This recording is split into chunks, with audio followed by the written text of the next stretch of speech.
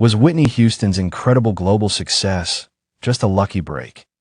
Immense talent hitting the scene at the perfect time? Or was there something more, a secret formula, a carefully laid plan that guaranteed her rise to the pop queen? What if I told you that the real key to understanding the Whitney phenomenon isn't hidden in MTV glitz or Arista Records boardrooms, but in the passionate echoes of a New Jersey Baptist church? Whitney Houston, the voice, an icon. Her music crossed genres, shattered records, and really defined a generation. We all know the hits, the glamour, the legend. But tonight, we're pulling back the curtain on superstardom to uncover something much deeper, something people mention but rarely grasp the full weight of: Whitney's gospel blueprint. Now, this isn't just about her singing in a choir. We're talking about how the essence of gospel music, its complex vocals, raw emotional honesty, deep spiritual roots, and demanding performance style, was the actual framework, the blueprint, for everything Whitney Houston became. We're not just saying the gospel was an influence. We're saying it was the absolute, essential heart of her genius. Stick around as we show you how a young choir girl from Newark was shaped, maybe without even knowing it, into a global pop queen, all thanks to the power of her gospel beginnings. Everyone falls in love sometime. Here I sit by my window thinking about all the things that I've been through. To truly understand Whitney, you have to understand where she came from. Born in Newark, New Jersey, Whitney Elizabeth Houston wasn't just introduced to music. She was immersed in a legacy of powerful voices and a rich gospel tradition. Her mother, Sissy Houston, was a Grammy-winning gospel and soul singer in her own right, a powerhouse who sang with the Drinkard Singers and later formed the Sweet Inspirations, backing artists such as Elvis Presley and Aretha Franklin. Her cousins, Dionne and Dee Dee Warwick, are stars with strong gospel backgrounds. And her godmother? None other than the queen of soul herself, Aretha Franklin. This wasn't just any family. It was a musical dynasty deeply rooted in the Black church. Raised Baptist, Whitney's musical journey started almost as soon as she could talk. She joined the children's choir at New Hope Baptist Church in Newark when she was 5 years old. By 11 or 12, she wasn't just in the choir. She was a soloist, already stunning congregations with a voice that seemed way too big for her small frame. Her first solo, Guide Me, O Thou Great Jehovah, wasn't just a debut. It was a statement. Right there, in that sacred space, with her mother Sissy, the church's music director, watching and guiding her, Whitney laid the foundations of vocal brilliance. Sissy didn't just teach Whitney to sing. She taught her the discipline, the soul, and the technical skill that defined true gospel singing. This wasn't a casual hobby, but an intense, daily education in a rich and demanding musical and spiritual world. Guide me, oh, thou great Jehovah. Feed me till I want no more. Everyone falls in love sometime. Finally took a moment and I'm realizing that. So, what exactly is this gospel blueprint when we talk about the voice? It's so much more than just singing spiritual songs. It's a unique and incredibly demanding singing style. Whitney herself often said, "My root is gospel. My roots are not in R&B. They are in gospel music. It is a feeling that comes from the soul." That wasn't just a nice quote. It was her artistic truth. Gospel tradition gave Whitney her legendary power and range. Still, it also taught her subtlety, that emotional delivery that could make you feel every word. Think about those amazing melismas, those vocal runs that dance through scales, a classic signature of gospel singers. Whitney took this skill, sharpened it in the church, and effortlessly wove it into pop ballads and R&B hits, making it her own. Even the call and response patterns you hear in the gospel, where the preacher or lead singer gets a vocal answer from the choir or congregation, showed up in Whitney's phrasing. It created this engaging, almost conversational style with her audience, even on her records. Her knack for showing raw passion, for building a song from a soft whisper to a massive crescendo, came directly from a genre built on expressing the indescribable, on testimony and emotional release. Many have tried to copy her sound, but without that deep gospel understanding and that feeling from the soul, it just doesn't quite hit the mark. Her technical skill was off the charts, but that gospel-infused spirit made her voice transcendent.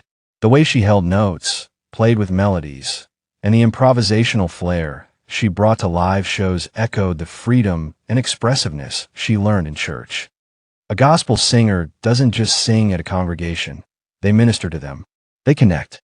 They command a room, not through ego, but through shared emotion and spiritual belief. This part of the gospel blueprint was key to Whitney's electrifying stage presence. From a young age, Whitney stood before the New Hope Baptist Church congregation, learning how to captivate an audience with vocal fireworks and genuine emotional honesty. That ability to stand center stage, often without a lot of fuss, and deliver a song with such conviction that it felt like she was singing directly to everyone in a stadium of thousands, that was perfected in the pews and on the pulpit. Gospel performance demands that you be vulnerable and authoritative at the same time. You must believe what you're singing and make them believe it too. This wasn't about fancy dance routines or huge stage productions, though those came later. At its heart, Whitney's connection with her audience was built on the same things she learned in church: a steadfast delivery, an open heart, and a voice that aimed not just for the ears but straight for the soul. She knew the power of a pause, the impact of a crescendo, how a tiny shift in tone could express a whole universe of feeling. All tools she sharpened in the rich, emotional landscape of gospel.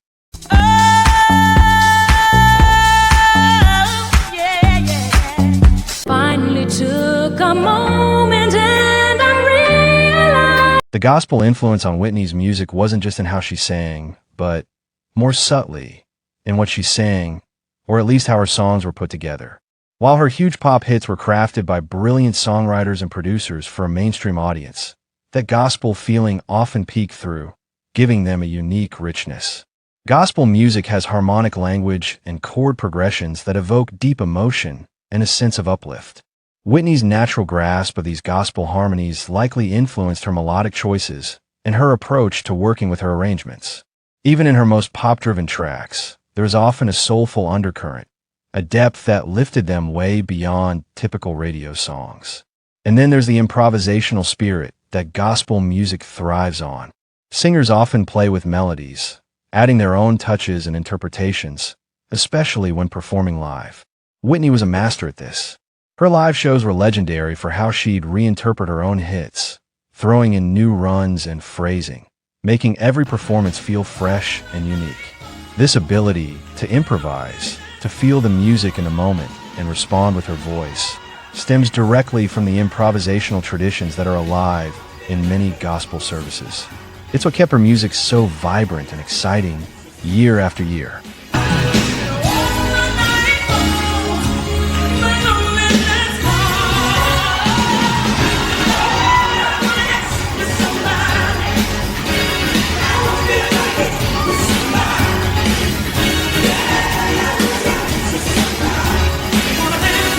Even as Whitney Houston became a global pop superstar, selling millions of records and appearing on magazine covers worldwide, she never cut ties with her gospel roots. In fact, she often brought them more directly into her mainstream career. It revealed her authenticity and the importance this foundation held in her life. She was known for always including at least one gospel song in her concerts, no matter the tour or the audience. This wasn't just a little nod to her past, but a strong statement about who she was at her core. The biggest example is the soundtrack for the 1996 film, The Preacher's Wife. Starring alongside Denzel Washington, Whitney delivered a soundtrack that became, and still is, the best-selling gospel album of all time. Songs like I Go to the Rock, I Love the Lord, and Joy to the World, featuring the Georgia Mass Choir, weren't just tracks on an album. They were powerful, authentic gospel performances that hit the top of the charts and connected deeply with both religious and secular listeners. The Preacher's Wife soundtrack wasn't Whitney trying something new. It was her triumphantly returning to her roots, showcasing her unmatched ability to connect the sacred and the mainstream. It proved that the gospel blueprint wasn't something to be outgrown, but something to be celebrated. Guide me, oh, thou great Jehovah. Feed me till I want no more. Beyond the vocal techniques and stage presence, Whitney's gospel upbringing provided her with something less obvious, but just as vital, a deep well of faith and resilience that sustained her for much of her life. She was always open about her Christian faith, frequently discussing the comfort and strength she drew from her spiritual background. This wasn't some PR move. It was a fundamental part of who she was. The pressures of being a global superstar are incredible, and Whitney faced her share of public and private struggles. While it's not our place to guess about the details of her personal life, people who knew her widely agree that her faith was a constant. That spiritual grounding, taught to her from her earliest days in the church, likely gave her an anchor in stormy seas.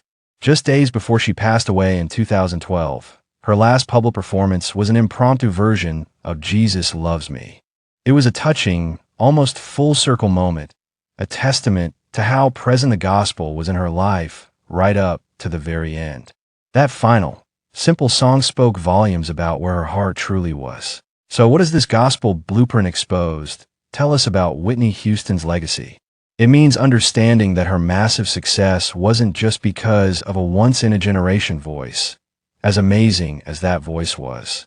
It was that voice, combined with the deep, often overlooked framework of her gospel upbringing. This blueprint provided her with the technical skill, emotional depth, stage presence, and spiritual core that transformed her from a talented singer to a global icon. Recent projects have sought to highlight this crucial aspect of her artistry. The 2023 posthumous album and documentary, I Go to the Rock, the gospel music of Whitney Houston, actively celebrates this legacy with rare tracks and performances that highlight the central role gospel music played in her life. Pat Houston, executor of Whitney's estate, said, "Whitney Houston's impact on the world of music is immeasurable, and her gospel roots were a significant part of her talent and legacy. This project pays tribute to her unwavering faith and the comfort she found in her spirituality." To cement this recognition even further, in 2025, Whitney Houston was inducted into the Gospel Music Hall of Fame alongside her mother, Sissy, a powerful acknowledgement of her lifelong connection to the genre. Realizing this blueprint doesn't diminish her pop achievements, it makes them even richer. It allows us to see her journey not just as a rise to pop stardom, but as the amazing bloom of seeds planted long ago in the fertile soil of the Black church. It explains the why behind the wow. To show someone who's lost.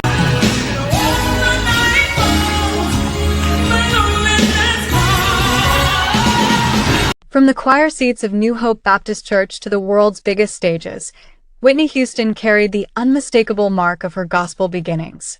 It was her first language, musical foundation, and the spiritual source of her incredible talent. This gospel blueprint wasn't just a phase in her early life. It was the design for a career that changed popular music and inspired millions. Her power, passion, and unmatched ability to connect were all forged in the fire and spirit of the gospel. So remember the choir girl the next time you hear that incredible voice. Remember the hymns. Remember the spiritual foundation that took a gifted child and helped shape her into a pop queen whose reign, through her music, will surely last for generations. The blueprint was, and still is, crystal clear.